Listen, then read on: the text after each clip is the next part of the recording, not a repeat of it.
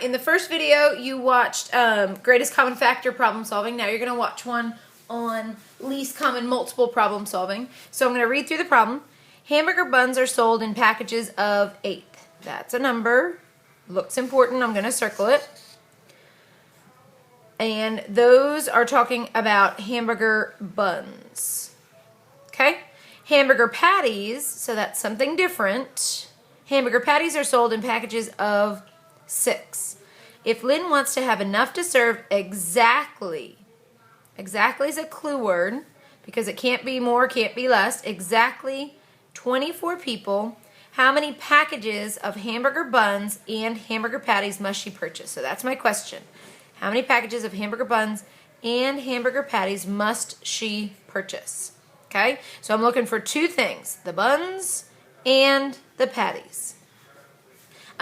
This tells me that it's a least common multiple kind of problem because it's not asking for greatest. It doesn't even say least, but it does say exactly. So that means that I know that I'm going to have to multiply to find this. So I'm going to look through this. I'm going to use my little scratch paper here to help make my least common multiple list. I know that I'm going to make my multiplication chart.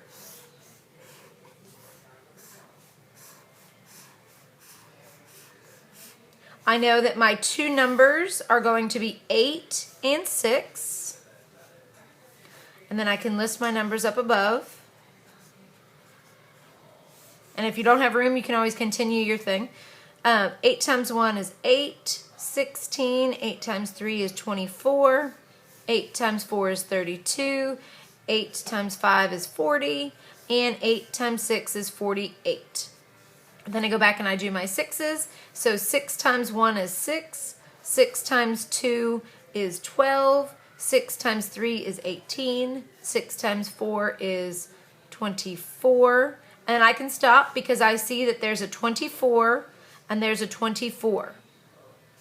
And there's nothing else that's on both lists. Well, there would be if I kept going, but for now, the only thing that's in common is 24.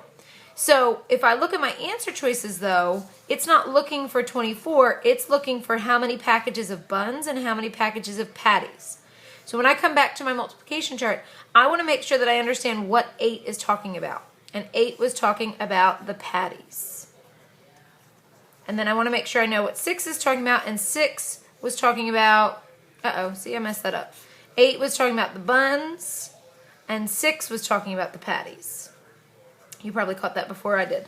So I look through, well, it looks like I need 3 packages of buns and 4 packages of patties, right? So 3 of buns, 3 of buns, 3 of buns, nope. 3 of buns, 3 of buns, nope. 3 of buns, nope. 3 of buns, and then I need 4 packages of patties. So that's why D is correct. Really important that you make sure that you label these side items so you know exactly what those numbers are talking about. All right, now it's going to be your turn to practice.